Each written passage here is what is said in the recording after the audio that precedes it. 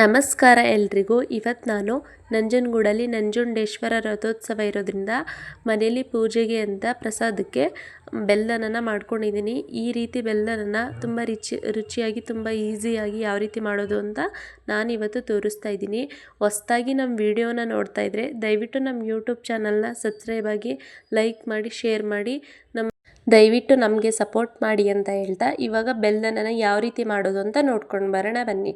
ಮೊದಲಿಗೆ ನಾನು ಒಂದು ಬೌಲ್ನಲ್ಲಿ 2 ಟೇಬಲ್ ಸ್ಪೂನ್ ಆಗೋಷ್ಟು ಕಡಲೆಬೇಳೆನ ಈ ರೀತಿ 2 ರಿಂದ 3 ಟೈಮ್ಸ್ ನಾನಿಲ್ಲಿ ವಾಶ್ ಮಾಡಿ ಇಟ್ಕೊಂಡಿದ್ದೀನಿ. ಇವಾಗ ನಾವು ಬೆಲ್ಲನ ಯಾವ ಪಾತ್ರೆಯಲ್ಲಿ ಮಾಡ್ತೀವಿ ಆ ಪಾತ್ರೆಗೆ ಒಂದು ಸಣ್ಣಚ್ಚು ಬೆಲ್ಲನ ಹಾಕ್ಕೊಂಡಿದ್ದೀನಿ. ನಾವು ಸ್ವೀಟ್ ಕಡಿಮೆ ತಿನ್ನೋದ್ರಿಂದ ಒಂದೇ ಒಂದು ಅಚ್ಚು ಹಾಕ್ಕೊಂಡಿದ್ದೀನಿ. ನಿಮ್ಗೆ ಬೇಕು ಅಂದರೆ ಜಾಸ್ತಿ ಹಾಕ್ಕೊಳ್ಳಿ. ಇವಾಗ ನಾನು ಅದಕ್ಕೆ 2 ಲೋಟ ನೀರನ್ನ ಹಾಕ್ಕೊಂಡು ಕುದಿಯೋಕೆ ಇಟ್ಟಿದ್ದೆ. ಇವಾಗ ನೋಡಿ ನೀರು ಯಾವ ರೀತಿ ಕುದೀತಾ ಇದೆ ಅಂತ.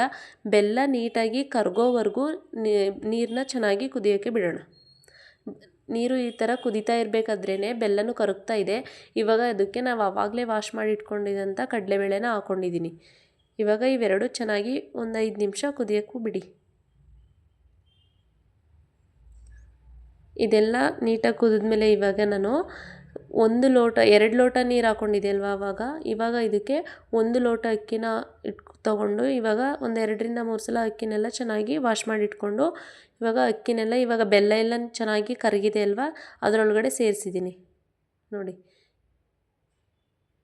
ಅಕ್ಕಿ, ಬೆಲ್ಲ, ಕಡಲೆಬೇಳೆ ಎಲ್ಲ ಒಟ್ಟಿಗೆ ಸೇರಿಸಿ ತೋರಿಸ್ತಾ ಇದ್ದೀನಿ. ಇವಾಗ ಅಕ್ಕಿ ಎಲ್ಲ ಚೆನ್ನಾಗಿ ಬೇಯೋವರೆಗೂ ಕುದಿಯೋಕ್ಕೆ ಬಿಡೋಣ. ಒಂದು 5 ರಿಂದ 10 ನಿಮಿಷ ಚೆನ್ನಾಗಿ ಕುದಿಯೋಕ್ಕೆ ಬಿಡಿ. ಇವಾಗ ಇದು ಆಲ್ರೆಡಿ ಅರ್ಧ ಬೆಂದಿದೆ, ಆದರೆ ಇನ್ನೂ ಚೆನ್ನಾಗಿ ಬೇಯಬೇಕು. ಇವಾಗ ನಾನು ಇದಕ್ಕೆ 2 ರಿಂದ 3 ಏಲಕ್ಕಿನ ಜಜ್ಜಿ ಅದನ್ನು ಹಾಕೋತಾ ಇದ್ದೀನಿ. ಏಲಕ್ಕಿ ಹಾಕೋದ್ರಿಂದ ಈ ಸ್ಮೆಲ್ಲು ತುಂಬ ಚೆನ್ನಾಗಿರುತ್ತೆ, ಫ್ಲೇವರು ತುಂಬ ಚೆನ್ನಾಗಿರುತ್ತೆ. ಇವಾಗ ಇದಕ್ಕೆ ತೆಂಗಿನ ತುರಿನ ಹಾಕೋತಾ ಇದ್ದೀನಿ.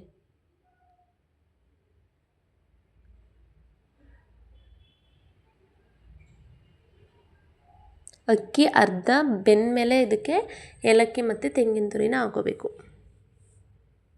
ಇವಾಗ ಇದನ್ನೆಲ್ಲ ಚೆನ್ನಾಗಿ ಮಿಕ್ಸ್ ಮಾಡ್ಕೊಳ್ಳಿ. ತೆಂಗಿನ ತುರಿ ಮೇಲೆ ಬಂದುಬಿಡುತ್ತಲ್ವ, ಅದಕ್ಕೆ ತೆಂಗಿನ ತುರಿ ಎಲ್ಲ ಹಾಕ್ಕೊಂಡಾದ್ಮೇಲೆ ಒಂದು 10 ನಿಮಿಷ ಇದನ್ನು ಕುದಿಸಿದ್ರೆ ಈ ರೀತಿ ರುಚಿಯಾದ ಬೆಲ್ಲನ ರೆಡಿಯಾಗಿದೆ.